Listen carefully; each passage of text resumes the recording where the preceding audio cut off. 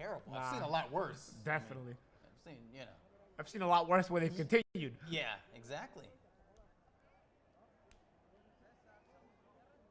I don't know, were you involved, buddy, when you were with Hasim Rahman in one of those where he had that big welt on his forehead at that time? No, I wasn't. Not in that fight, no. Not in that fight? No. Yeah, that was one of the most gruesome things I've ever seen in boxing. That was a Holyfield fight. Yeah, oh where he grew another head. That was brutal. That looked like something right out of Halloween or something. The two craziest things I've seen is Holyfield with the headbutt on Rockman with that other head growing out of Rockman's head. And then Margarito was a Friday Night Fights against the Argentine guy. Remember the guy's ear was coming off. Oh, Lujan. Yeah. Sebastian Lujan. Yeah. Lujan, his ear was coming off completely. They had to stop the fight because his ear was hanging by his literally hanging. His whole ear. Yeah, you saw basically it was just red. Where the ear I've never used seen to be. anything like that. Those two things are the craziest injuries I've seen in boxing. Juan would have kept fighting too. He was complaining. I think he was a dog. he had his ear on the ground though. What? It's just an ear. All right. So next we have a bantamweight fight, an 8-rounder between Cuahutli Guerrero, trained by Nacho Beristain, and Juan Daniel Ramírez. Two guys that fight out of Mexico City, even though Guerrero is from Guadalajara, Jalisco, Mexico. And Cuahutli is in Nahuatl, which is the original Aztec language, means eagle knight. That's what it means. That's a cool name. That's a cool name to have in Aztec. But this is the prospect that I'm looking forward to watching. He didn't have 300 amateur bouts. He had 107, and he won 100 of them. And he won at least one legitimate Mexico national title. But apart from that, he's being trained by a Hall of Fame trainer. And I saw some YouTube footage of him, and he looks good. He's got that Mexico City style, but also that Nacho Beristain style. It'll remind you, not as polished, but it'll remind you of the form and the rhythm of Juan Manuel Marquez. But this kid's a southpaw. But you'll see him like this, you know, and when he lets the hands go, it's in combination, and he's committed to his offense, but he's careful. He's definitely technical in there. Well, you know, and very obvious that the style that Beristain teaches with the hands, you know, the guard way up. We saw it with Juan Manuel Marquez, his brother Rafael Marquez, Finito Lopez the same way. Yeah, so way up there. A very distinct way of teaching his boxers. And now comes the ring walk for Juan Daniel Tubo Ramírez. Tubo as pipe because he worked at a pipe factory, and so they call him Pipe, you know, Tubo. And that's his nickname. I'm not going to go there. Yeah, it could go a lot of ways. Got a dirty mind. Here comes Tubo now. Well, he doesn't look like a porn star, so. Yeah, okay, now I know where you're going with that. He didn't get it with the word pipe? They never said he smoked a pipe. Well, let's wait and see what happens in these 8 rounds, because after the fight, he may need to go to that. Now this kid, he's Mexico City, didn't have a lot. He maybe had 30 amateur bouts. But you'll notice he has the high guard as well. This kid hit? Yeah, this kid hit. Here, his technique is not as clean as Guerrero's, but he's an economical puncher. Well, 14-3 with 8 KOs for Ramírez, Tubo Ramírez. And this is Cuahutli Guerrero from Guadalajara, Jalisco, Mexico originally. So fighting in front of his home crowd. He's a baby face. He's a young looking 21. It looks like a cross between Juan Manuel Marquez and Finito Lopez, actually. You mean his face? His face, yeah. That's not a bad thing. Now, if he can cross those styles, now we're talking. Now we're talking. Then he's one to watch.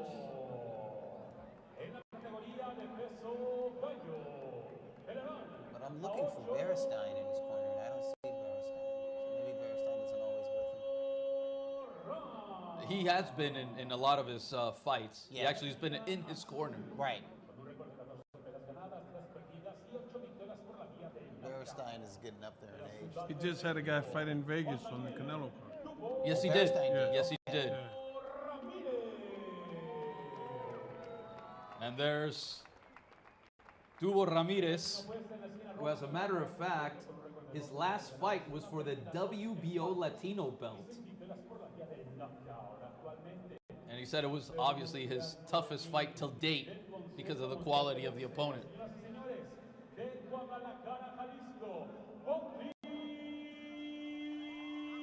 I see a green belt there in Guerrero's corner. Would that be one of those youth titles? It could be. As a matter of fact, the guy that's in his corner is Berenstein's assistant, Oscar Titan Ortiz. And I think it's Ortiz who does most of the hands-on work with him at the Romanza gym. Yes, at in Romanza Mexico gym City. in Mexico City. But Berenstein oversees and often is in the corner. Just not this time. He's a great trainer, Nacho. He doesn't get the respect he deserves in my eyes. I mean, he's in the Hall of Fame. He's a Hall of Famer, Yeah. so you know a lot of people do think highly of him. Maybe he would have more if he had maybe a brighter personality. I know he can be kind of like a curmudgeon. Yeah. All his fighters have that distinct stance. Let's see. Yeah. He seems like the he's hands always up. grumpy. But anyways, and here we go. There it is. We get along great, man, Nacho. Guerrero, the left, the southpaw. But do you speak Spanish? Nope. No. How do you get along? Same way. Hey, Same sign way- language. Same way Gaga Hernandez gets Exactly, along. I was just about to say, same thing on that now. he spoke to Gaga. That's it. Boxing is a universal language. You guys are too much, man. The southpaw, Guerrero. Oh, nice uppercut there by Guerrero. One of the things that Berenstein's fighters are known for is throwing those three-punch combinations. If you're a southpaw, you're going to throw it with your right hand, the uppercut, followed by the hook, or double hook, and then, you know. Yeah. But you see, the lead hand is high, and then the power hand is basically pasted to the side of the chin. And when he lets it go, he really commits to it. It's a very Just like that. Very technical style. And the good thing about when you have your hands in such good positions, it's not just defensive. It's also offensive as well. You have hands taken off from a good position where you can really get leverage on them, on the shots. Good uppercut again, finding the angles there. Good combination. Guerrero.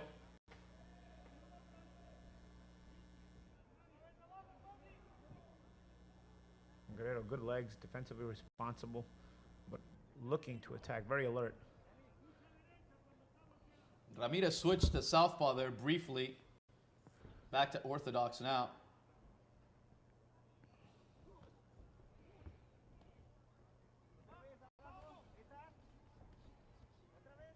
Ooh, bit of a clash of heads there. Nothing came off of it.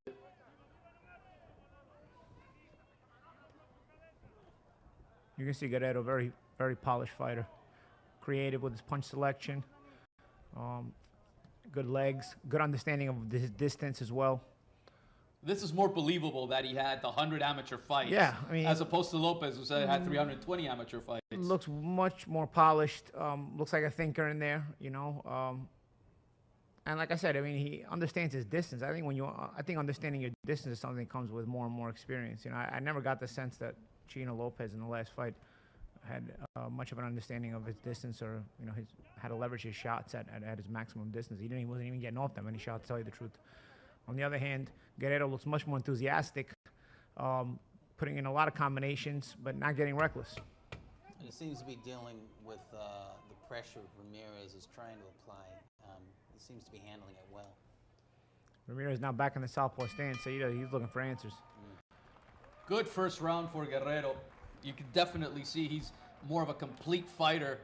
Good technical fighter, buddy. Not only that, but good defensive skills as well. Very good. This is the guy you can tell that had a lot of amateur fights, as they stated earlier, because you could just see his form. He's composed, and he's confident with every move and every punch that he throws. So you can tell the kid's been around. And also having, you know, as we wave hello to one of the Blue Moon ring girls. Give it up for the Blue Moon ring girls as we see some of the best action from the first round. And also, you can tell, no, when someone, buddy, really follows what their trainer tells them and how they've been brought up. And definitely Guerrero, it definitely seems like a Nacho Beristain fighter. If you can't see that, there's something wrong with you. Because, I mean, the kid is very good, he's very composed, and he's confident in everything that he does.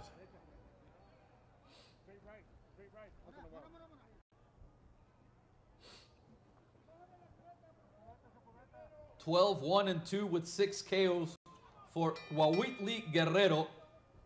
14-3 with 8 KOs for Juan Daniel Ramírez.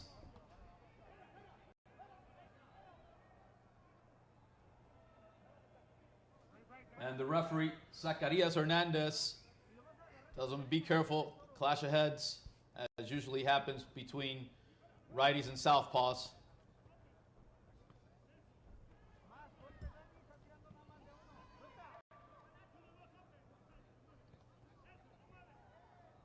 Good lead jab by Guerrero, opening up. He's winning every exchange. He starts first and ends last. And just has a better sense of putting a combination together. It seems like Ramírez can't put them together even when he throws punches. He's not throwing short enough. He's putting too much daylight in between the shots. Well, now, I mean, he's second guessing. He's hesitant to let his hands go because Guerrero has an answer for everything he does. Doesn't know whether he wants to fight southpaw, northpaw, or what. He keeps switching stances. Yeah, he seems a bit confused. And also, one of the things that I've noticed, and you guys tell me whether I'm right or wrong, Ramírez is he's crouching a lot. And with someone like Guerrero who throws the uppercuts as well as he does, he might get caught with one of those. Yeah, but he's crouching, but I think he's also looking to put in some headbutts in there when he's doing that crouching, because a couple of times he's caused a couple of head clashes, and in those head clashes, when he crouches, his face is protected better than Guerrero's face would be if they clash heads. Now he's back to the southpaw stance. Now he's back to the right-handed stance. Yeah, he's confused. He seems to be confused as to what he wants to do. Doesn't seem to have much purpose behind it.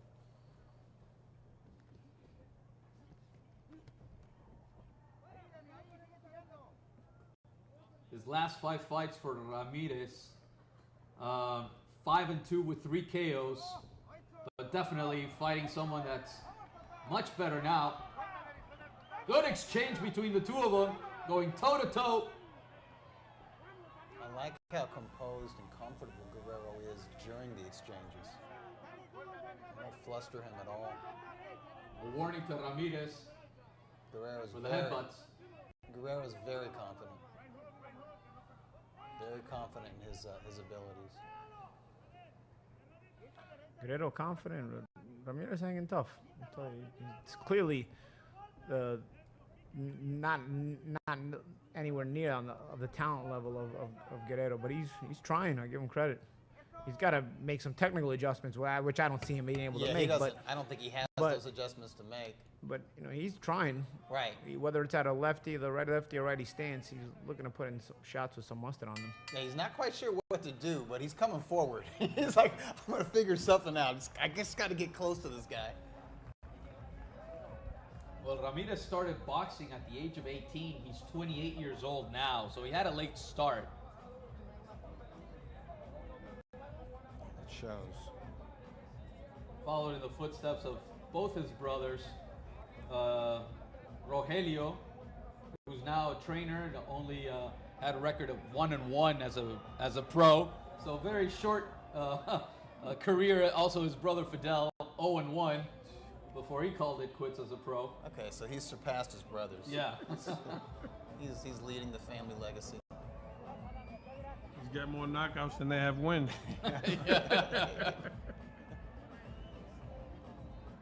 We're coming to you live from the Convention Center in Puerto Vallarta, Mexico.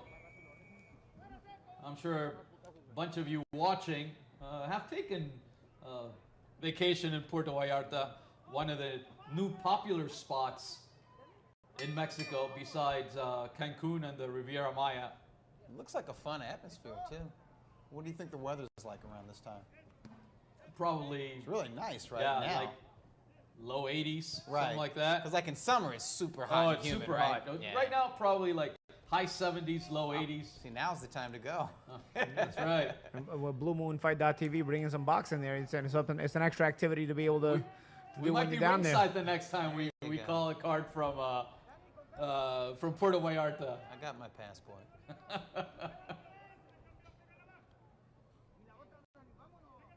Round 3. This is an 8-rounder in the bantamweight division. Seems like Ramírez has got a decent beard. He's taking these shots. And he doesn't like it, but they don't seem to be all that damaging. Not yet, anyways. I'm wondering if Guerrero switches to the body, concentrates on the body a little bit, if he can break Ramírez down a little quicker. That was some really good waist movement, buddy, by Guerrero. He absolutely made Ramírez miss with every single one of those punches. Oh yeah, the guy's very slick, very good technically. He's technically sound. I mean, and he's aware of everything that's going on around him. And when he punches, he's confident in everything that he does, offensively and defensively. Now, with this type of fighter, buddy, do you see that, when a fighter first comes into the gym? Or can you develop something like that with just about any fighter? It can go either way. You can see it when they first come in, and you can get someone that's willing to learn, and it takes time, but you can eventually get them to do the things that they need to do to get to the top. A perfect example of that is this man right here, Paulo Malignaggi, who started late, but he was willing to learn, and you made a lot out of your craft. It showed. Yeah, I had 49 amateur fights. So That's it, really? Yeah. Well, I only had my first one at 17, so I had. You had one national title, right? One U.S. championship. U.S. championships. That's a good one. Back to the orthodox stance for Ramírez, who just doesn't seem to know how he wants to fight. Oh, good left hook there. Right hook, sorry, by Guerrero. Caught him flush.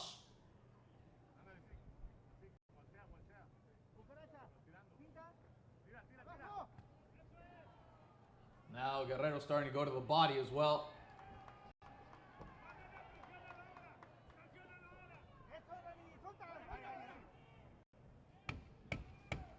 Last 10 seconds here in the third round.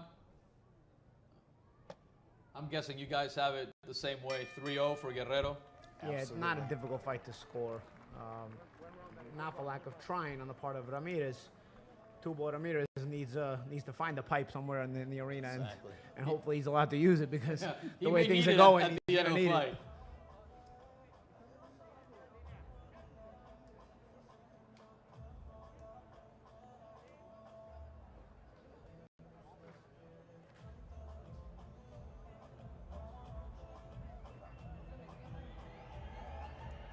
Those are the body shots I was talking about.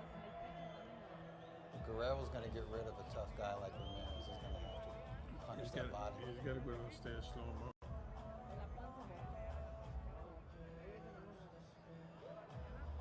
He does look a little bit like Marquez, like Juan Manuel Marquez. Just a little bit. A little bit.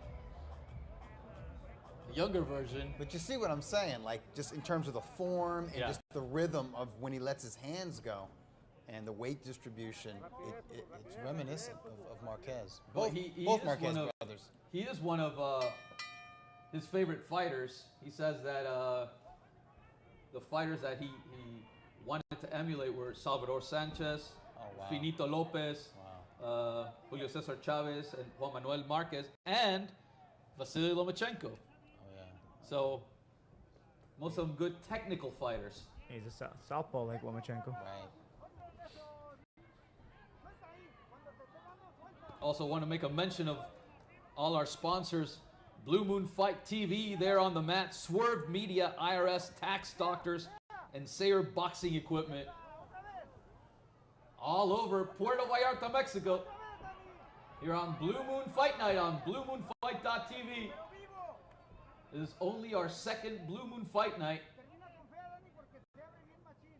We have 48 in the works for you guys. So tell your friends to sign up, bluemoonfight.tv. Good right hand, 2 good right hands by Ramírez. Yeah, it's not a lack of trying, like I said. I mean, he's doing what he can within his limited skill arsenal. He's not a volume puncher. Yeah, a limited array, and that's the thing. That's the problem too. He's not a volume puncher, and he doesn't seem like he's a one-punch knockout artist either. Right. So, you know, he's throwing everything one at a time, and it doesn't seem like he has even the capabilities to throw a combination. And to tell you the truth, I don't know that he can match combinations with Guerrero anyway. But he's giving you the effort, but it's going to take a tremendous adjustment or a complete fail on the part of Guerrero for this to turn around. One thing I noticed about Ramírez against lesser opposition is that he doesn't let his hands go that much. Really? He was able to score some knockouts in some of the YouTube footage that I watched, but he was in against guys with like 5 fights. But just like every other Nacho Beristain fighter, he throws 4, 5, 6 punch combinations, which is rare nowadays in a lot of fighters, especially young fighters. Buddy, you don't see that anymore. You don't see 4, 5, 6 punch combinations. You ask a guy today to throw a combination they will throw a jab, right hand, left hook, and look at you like they did something. It's not no damn combination, man. That's as old as put them together, run the numbers. These guys today, they don't do that. They lazy. Fighters today are lazy. Or just the general, on average, the volume of punches among the elite fighters has dropped off. Like the fighters that are upheld as the finest technicians, whether it's Floyd Mayweather or Andre Ward or the mid-40s version of Bernard Hopkins, they were more like neutralizers than they were aggressors. Like where a past generation, they're looking at Sugar Ray Leonard and Tommy Hearns. Those were the best fighters, and them dudes were elite boxers, but they were letting those hands go. Yeah, a little bit of blood coming out of Guerrero's nose, so maybe those right hands did reach their target. He got hit with a couple of right hands. And buddy, since we're talking about volume punching, when you were the IPF junior welterweight title holder and also the welterweight champ and lineal champ, what was your punch volume, more or less? What did you average? That I really couldn't tell you, but I was told by a guy from NBC that I had when I won my first world title, that the jabs I threw, the count was double than most guys. But I had to keep the guy off me. Frankie Warren, right? Yeah, he was on me like a cheap suit. So Warren was he was a workhorse. He was also that left hook that you had was quite vicious as well. But mentally, he took me to a level that after the fight, it took me like 3 days to come down. Because some guys will push you to that limit, and he pushed me to that limit. That mentally, I had to go in the zone. Oh yeah, it's. I'm telling you, being a boxer is not easy. That's for sure. I'd rather be on this side of a mic. Especially when you fight 15 and rounds, call the fights. And we had a 15-round fight. That's right. 15 round. That's right. So when they stopped it in the 12th, I was happy. Full day's work nowadays. There's another right hand by Ramírez. That's the one punch that's been getting through, Doug. That right hand by Ramírez. That's the punch. Oh, ole. Guerrero's not easy to hit because he keeps those hands up, and that left hand just stays by the left side of his jaw, and he's so educated with his right. Good counter puncher, just like Juan Manuel Marquez, Finito Lopez. And if you remember, Marquez was more of just a technician / counter puncher as a featherweight. Tremendous fighter, but was not a fan favorite. And it really wasn't until after he lost to Freddie Norwood and then had that draw with Manny Pacquiao, it was kind of a mental switch where he started to stand his ground more, come forward a little bit more, but definitely took more, put more on his offense than he did on just the counter punching. Ooh, both exchanging there. Good right hands. And it looks to me that Guerrero sort of emulates that version of Juan Manuel Marquez, the guy who went up to 130 pounds, 135 pounds, and even to welterweight. The one thing that he because of doesn't the want to rivalry with emulate and he Pacquiao. doesn't want Nacho Beristain to do is to turn down the $750,000 check that he was offered to fight Manny Pacquiao the second time. Right. And they turned it down, and then they went and they fought Chris John for 30 grand In Indonesia. Singapore, in Indonesia, and lost. Yeah. I don't know if I believe that though, man. I think you can get money It under the sounds table. so crazy, I right? think you can get money under the table in those I foreign believe countries. it. It happened to me, so I believe it. What, money under the table? No, Or, no, no. just straight up. Shit, 30. my manager turned down 1.8 million, and then I went to Italy and fought for 150,000. Oh, my man. God. That's, With, that's the with Oliva? manager's Yeah. ego. That's the manager's ego. is getting in the 1.8 way of million he good turned business. down. Wow. Against who? Meldrick, the rematch with Meldrick Taylor. And it was a Oh rematch. my God. He goes, there was $4 million on the table. I was getting 1.8, and Meldrick was getting 1.2. So my manager asked the promoters, "Where's the other $1 million going?" He goes, "It's going in your damn pockets." He said, "Give the money to the fighters." And that's why he turned it down. Yep. Wow. See, those are the kind of things you guys learn here on Blue Moon. And was this at Fight welterweight? Night, Blue Moon You Fight were on champion? I was TV. champ, yeah. Oh, man. Jeez, yeah. That's criminal. Man. Oh, 5 man, I had rounds to in the leave you. books. Oh, man. And Guerrero saying, hey, watch out, you know, with the headbutts. Man, buddy. That one's sticking with me, man. Because that, you know, when you want to get back at somebody for beating you, too. You know? Did you get back at your manager? Did you get him in the ring there? Well, you got to get back at Meldrick. Man, he was a chance to redeem himself against Meldrick as well, you know? And I'm like, are you crazy? Because, kid, they're pocketing $1 million. I'm like, I don't care. Yeah. They're going to get us one way or another. A Shit. career high right. payday is a career high payday. Let me pocket my 1.8. Yeah. Let them worry about that 1 million. Give me my 1.8. Right. And by the way, who were you fighting in Italy? Patricio Oliva. Yeah, an Olympic gold medalist. I almost blew the damn fight. An over Italian Olympic gold medalist in Italy. Okay? But you beat him, though, right? there. Yeah, beat him, Yeah. yeah. I weighed 142 pounds for a 147-pound fight. Oh, my They God. starved you over there. How'd you starve in Italy? You found a way to starve in Italy? Hey, we was in Naples, man. I couldn't get adjusted to the food. I couldn't. It's heavy tomato base. No, I love Italian food, but I don't know, man. Maybe it was all mentally, but I just couldn't get adapted. How got long were you adapted in there? the ring. Huh? You got adapted in the ring. I got adapted in the ring, yeah. And that's what counts. I see my title was slipping away. I'm like, hold up. I can eat after the fight, right? Exactly. This fight is heated up. Here we go. Yep. I've still 6 scored round. I've still scored every round for Guerrero, but The tube man is hanging in there. yeah, The pipe man, the pipe man man is hanging in there. bringing man. it. There you go. That's a proper verb. I don't think he's gonna go anywhere, honestly. I think this guy's gonna last the distance. Well, he's a durable fighter. Yeah, he's never looked like he's been in trouble with the. He's exit the 28. fight. He's a man. You know, Yeah. he's got that maturity. He's just not going to let a 21-year-old kid beat up on him. Not only that, but Ramírez has never been knocked out. So, you know he can take a punch. Oh, good right hook there by Guerrero. Definitely shook Ramírez's head. Speaking of knockouts, Jaime, Guerrero has that one loss. It was a stoppage, correct? Correct. He Yeah? But that was a while ago, though. It was a while ago. It was one of his first few fights. Yeah, so maybe he was 18 years old. The guy who stopped him in 4 rounds, went on a win streak and didn't lose until recently. And it was a 10-round split decision loss to a former champion in England. Oh! And that was a that- punch. He did. They're not Oh, counting no. that as a... Oh, they say it my slipped. God! To say I it don't was a know. slip. I saw a punch. I don't know what you guys saw. I saw a punch. We'll have to see the replay. But this is heated up. And that's the drawbacks about a guy who throws too many combinations. Sometimes he Right. overstays his welcome in the pocket. You have Yeah. to know when to enter the pocket and when to exit the pocket, and you have to have an instinct as to when it's time to get out and get in, or get in and get out.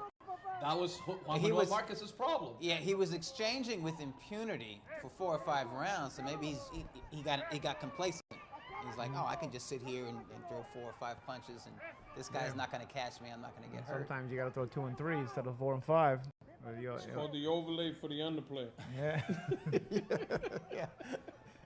I'm looking at the body language of Guerrero, though, and he's not as sharp as he was in the earlier rounds. I think he's a bit tired. Yes. He's getting caught now with both right and lefts. And also Ramirez has started to go to the body as well. Nice right hand. Right from hand. Ramirez. Again, one at a time, but he's able to be accurate at times. And it keeps Guerrero honest. Sizing him up. Ooh. Another slip. Yeah, that was a slip. Yeah, that one hit. I think that was the advertisement on the side.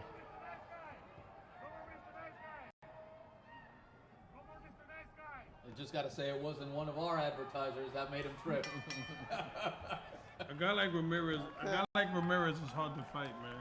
They're awkward, and they're determined to stick around for the distance. So they're hard to fight. I'm telling you. Because mentally, you gotta bring yourself up.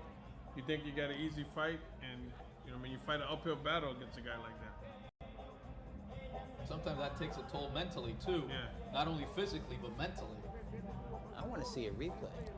Let's see a replay of that.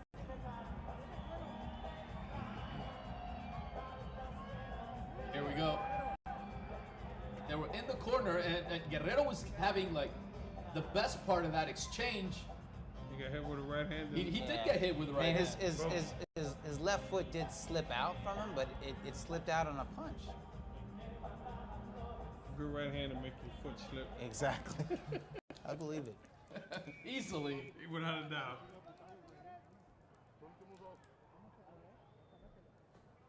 Ramirez has gone the distance 10 rounds twice. So this being an 8-rounder, he's used to this type of fight.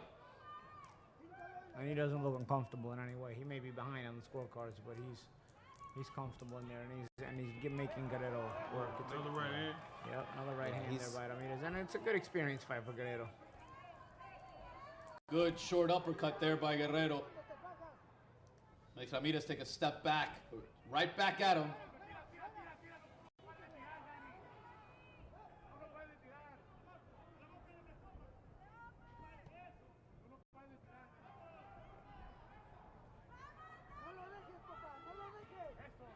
Ramirez likes to throw that right hand from the right-handed stance and cross those leg over into the southpaw stance. Yeah. It's going to take off from your right hand, but then, I don't know, if maybe he plans on following it up with the southpaw punches. He does there it he goes almost, again. See? almost every time, Paulie. There he is. It's just a habit with him. But I will say this, I'm just looking at the body language of Ramirez. He's fighting more with purpose and with way more confidence than he had in the early rounds. He seemed like he got a second wind. Yeah. Or he's just sensing in his opponent that his opponent is weakening, is feeling that burn of fatigue. Oh, good right and left by Ramirez. He makes him awkward. That overstep that he does, I mean, like Buddy said, he's an awkward guy. He's tough, got a good chin. And, as you get fatigued, those weird punches start to land on you more and more. They're the worst guys to fight. I'd rather fight a guy undefeated.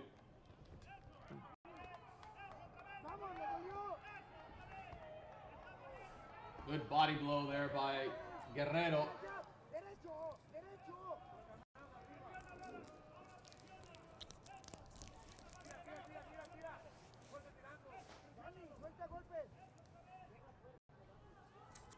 Guerrero's combinations don't seem to have the same pop now that they did a couple of rounds ago.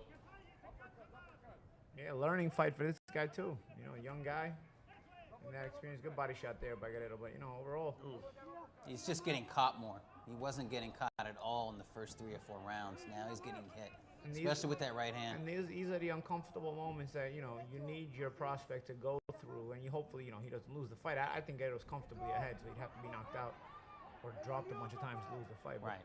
This is the kind of fight that takes him to places that, he needs to get used to going. In other words, it's good matchmaking. Yeah. It's definitely a good fight here, yes. They didn't put him in there with a guy he could knock out, and they didn't put him in here with a guy that he was going that could knock him out, but a guy who could give him resistance, professional resistance. And speaking of, maybe punish him a little bit just to see what kind of dog he has in him, and we're seeing it. He's digging down. And you talk about professional experience. Well, Ramirez did start late. He's 28, 10 years into his professional career. However, a blow after the bell sounded. But, you know, Guerrero's 21, so obviously he doesn't have as much time as a pro as Ramirez does.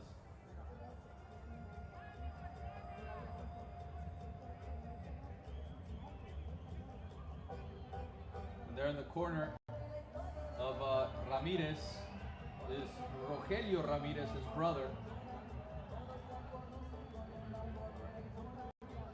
Good action here, Paulie. What we've seen in the last few rounds between these two. Yeah, and the action has evened out a little bit. You know, it was pretty one-sided early in the fight with Guerrero throwing plenty of combinations and dominating the action, but it never seemed like he got any of Ramirez's respect. You know, you throw all those punches.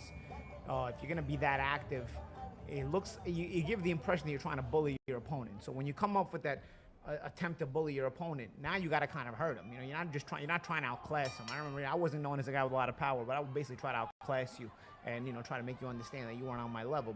But Guerrero came in with the impression that, you know, throwing all these combinations, he's going to bully Ramirez. And so if you're going to try to bully somebody, you probably got to have the power to get their respect and make them second guess themselves. And I don't think he ever did that with Ramirez. And now he probably punched himself out a little bit. I'm not saying he's tired, exhausted, but he's not as active. And Ramirez, with the fatigue Ramirez is showing, Guerrero's showing, Ramirez is able to touch him a little bit more and get more confident. Well, let's see who wants it more now. This is the 8th and final round. Who knows what the judges have it, how they have it scored. It's definitely evened out in the last few rounds. Another headbutt. It's all the right hand from Ramírez. It's a power punch when he delivers it from an orthodox stance, and then he can land it as a jab when he goes southpaw. And sometimes he hybrids it and he just crosses over. He does that a lot as well. But the last 2 rounds, he's given about as well as he's gotten from Guerrero. Guerrero, I think, is still outworking him. Oh, a bit of a slip. And Guerrero goes right on top of him. See if he can take advantage of that. Good straight left by Guerrero. Missed with the other one. Some of the best punches by Guerrero in this fight have been the uppercuts. I had a lot of praise for Guerrero in this fight. He's a fun fighter. He's a guy who throws a lot of combinations. But I just think if you're going to be the kind of fighter that engages this much, you got to have the power to make guys respect you. You know, Finito Lopez had power to make guys respect him. Marquez had power to make guys respect him. If you go into fight this way, you're going to end up engaging a lot more. You're going to be in the pocket a lot more. Yes, you're exciting. You're throwing some nice, smooth combinations. But if you don't have any power to get rid of guys throwing those kind of combinations, you're going to wind up in exchanges a lot more often than you need to be. And it's going to damage you, and it's going to probably cost you fights. Right. If you don't make the adjustment. At 21, he's probably still growing. Only I agree. 6 KOs though. He doesn't victories. He doesn't have the man strength. He doesn't have the physical strength or the punching power to be truly effective with this type of style. Good combination there by Guerrero. Gets caught again.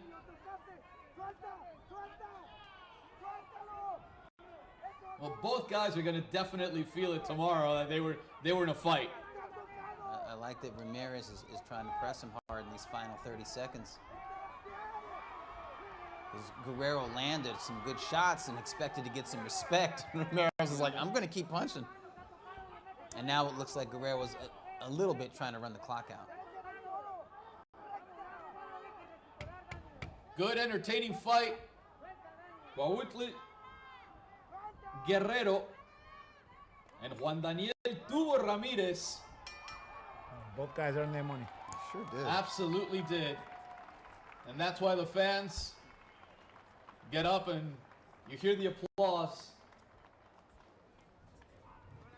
One of the more competitive fights that we've seen, it seemed like it was going to be all Guerrero at the beginning of the fight, and then things evened out, and who knows, maybe one of the judges even saw it in favor of Ramírez. We're going to have to wait and see. You think so? To me, that They would have to really favor just forward marching. Not even like not effective aggression. They would have to really favor just a guy coming forward. Like, that's boxing. They would have to have the same vision as Isai Hernandez has hearing. for them, Oh, Going okay. ahead, Polly. for them to have them ahead. I was mean, brutal. I'll give Ramirez credit. I gave- Can I switch seats? Because Lightning's going to crack his ass. I gave Ramirez 2 rounds, 2 out of the 8. Exactly, I did yeah. 6-2 I in guarantee rounds. one judge has it a draw. Oh, you might be right about Yeah, that. yeah. You know, we've seen weirder things in boxing. That's why we say, you know, you never know. You got to wait till the very end and listen to But see you what. say, guys, you said Guadalajara's not far from Puerto Vallarta, right? So I mean, That's right. Guerrero's from Guadalajara, so he's also got the bit of a hometown advantage too. Well, he should be the favorite fighter going into this, and that's Ramírez there talking to us and letting us know that he thinks he won. I think he feels good about the effort that he put forth. Yeah. And Oh, the absolutely. performance over the last 3 Good rounds effort by all of especially. them. He's kind of like, you know, I earned some respect here. 14-3, hoping he goes to 15-3. Ramírez, while Guerrero came in 12-1-2 with 6 KOs.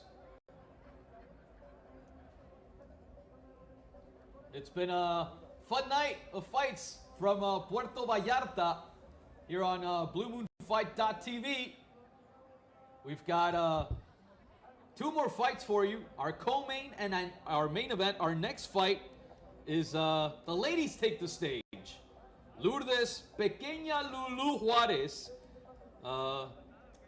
little sister of Mariana Barbie Juarez, who just recently fought Jackie Nava, 2 of the best Mexican fighters, best female fighters, against Luz Elena Aguilar. And we're going to be talking about that because Aguilar is a substitute, a last-minute substitute.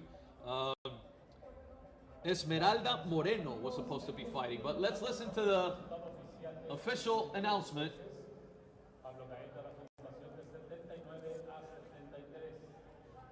$69-63. 68-64.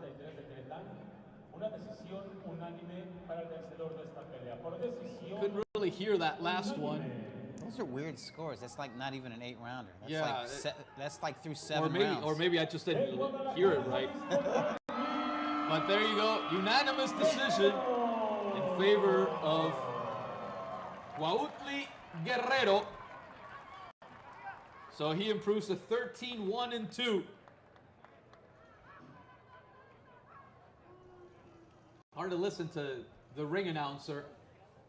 Not the best audio there They got the in the convention center. Yeah, the scorecard sounded about right. I mean, I had it 79-72 for Guerrero. Yeah, that sounds. I about gave right. 2 rounds, you know, mostly based on the effort, but not just What a- effort, but, you know, clean right hands that Ramirez landed in the final 3 rounds. I gave him 2 out of the final 3 rounds. Yeah, even the draw would have been a stretch, buddy. Come on. Yeah, I said one judge might have it a draw. yeah, which is not inconceivable in boxing. But the young man, somebody I want to see develop. I'd like to see him in with slightly better opposition. They don't have to rush. He's not, you know, he's just 21.